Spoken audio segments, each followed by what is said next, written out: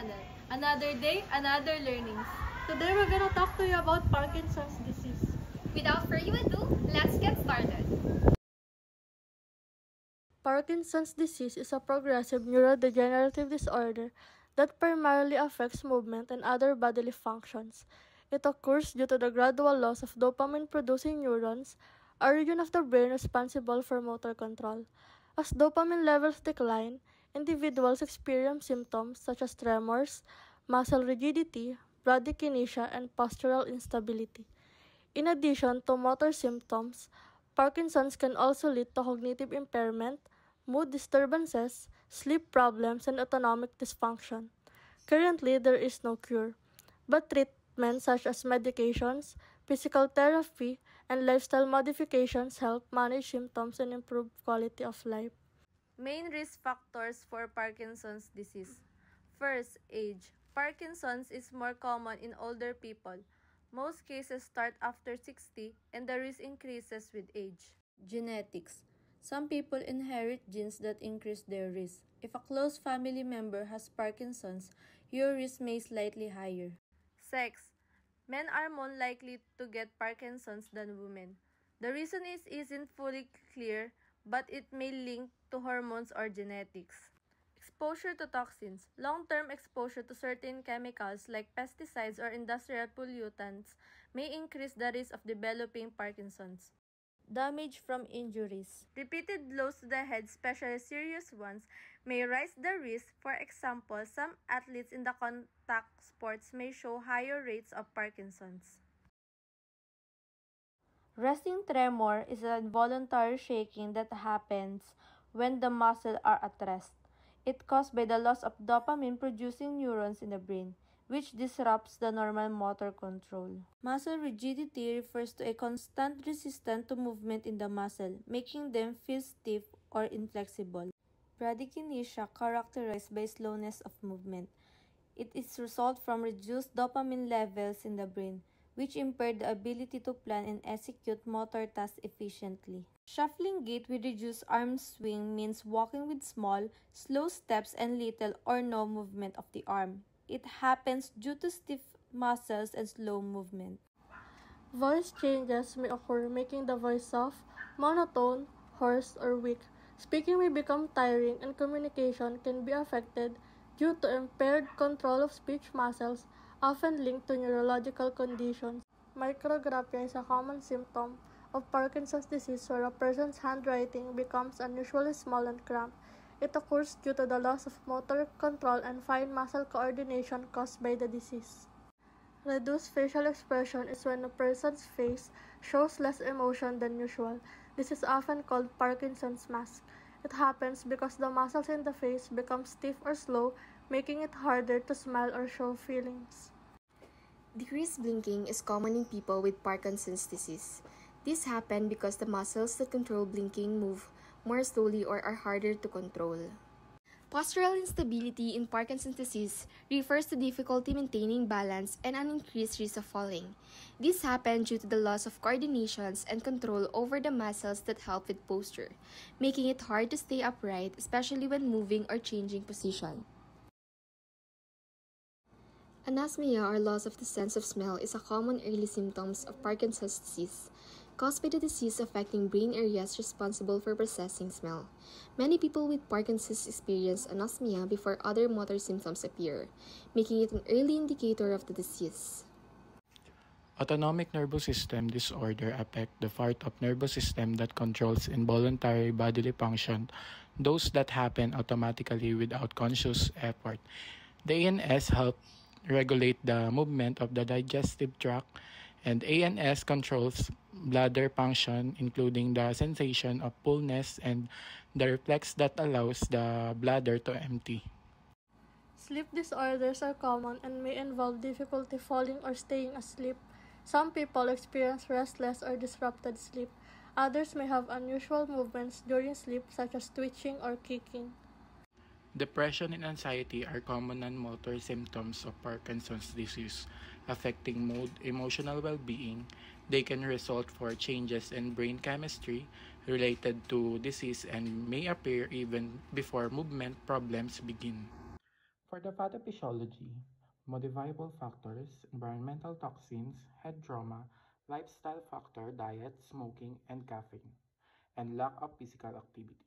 For non-modifiable factors, genetic, age, sex, ethnicity. For the lower part, the negation of the dopamine-producing neurons in the substantia nigra of the brain. For the lower part, disrupt the normal balance between dopamine and acetylcholine in the basal ganglia. Next is impaired extrapyramidal tract controlling. Next is loss of motor control. Next is tremor, rigidity, and akinesia. For nursing diagnosis, first we have impaired physical mobility related to muscle rigidity, bradykinesia, and tremors, as evidenced by shuffling gait, decreased arm swing, difficulty initiating movement.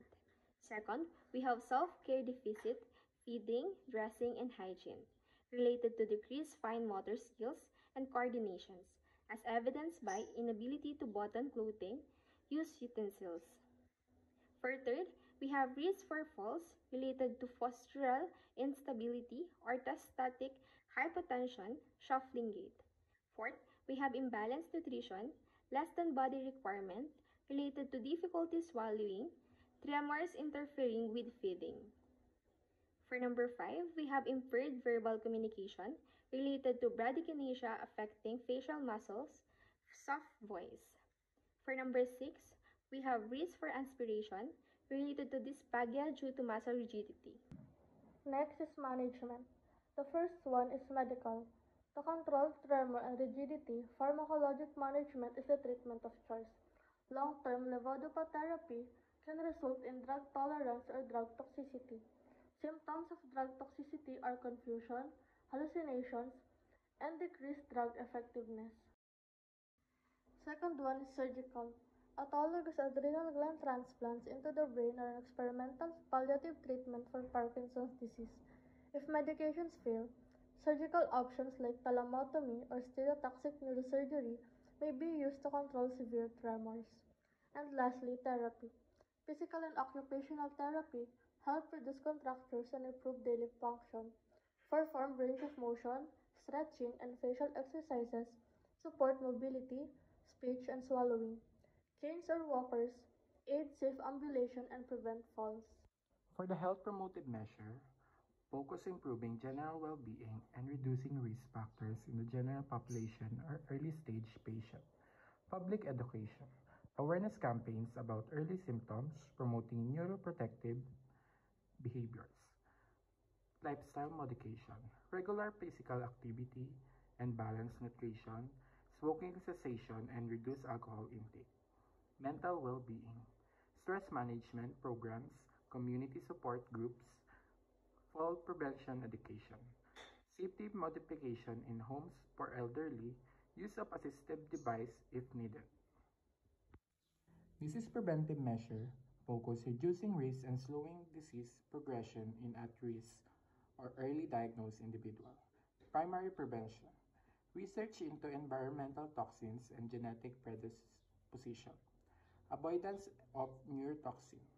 Secondary prevention, early detection, screening individuals with family history or prodromal signs. Neuroprotective therapies such as antioxidant, CoQ10, and exercise therapy. Tertiary prevention, prevent complication for advanced disease such as aspiration pneumonia and falls. Next is management of comorbidities such as depression, cognitive decline. For the component, we have curative. No non-curative treatment exists for Parkinson's disease as of now. Research is ongoing in areas like gene therapy, stem cell therapy, and neuroprotective drugs, but these are still experimental. For restorative, carry out tests according to specified workflow. Drug therapy. We have 8 drugs.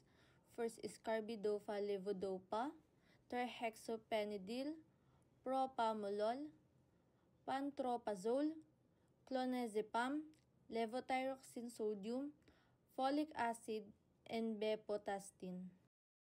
Prevention and infection. Due to the patient's limited mobility and difficulty in swallowing, infection prevention was prioritized. Oral care was performed regularly to reduce bacterial load and prevent aspiration pneumonia. Swallowing assessment helped identify aspiration risk. Appropriate dietary modification were applied. Hand hygiene and aseptic technique were maintained strictly during care and medication administration. Hydration and nutrition were monitored to boost immune function.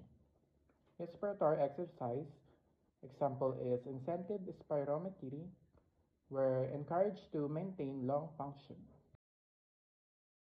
Supportive management and mobility precaution. Due to the patient difficulty in walking and loss of balance, several supportive measures were taken. Positioning techniques were used to prevent pressure injuries and contractures. Use of assistive devices was introduced to promote safe mobility. Regular physical therapy sessions focus on muscles, strengthening and joint flexibility. Environmental modifications such as non-slip footwear and handrails help reduce fall risk. Caregiver education was provided to ensure safe transfers and handling during activities of daily living. Lastly, rehabilitation. Physical therapy emphasizes gait training, balance, and strength enhancement. Speech therapy addressed slurred speech and drooling with exercises for articulation and swallowing. Occupational therapy helped the patient regain the ability to perform daily tasks effectively. Mental health support was provided to manage the emotional impact of chronic illness. Community-based resources such as support groups and follow-up services were recommended for continuity of care.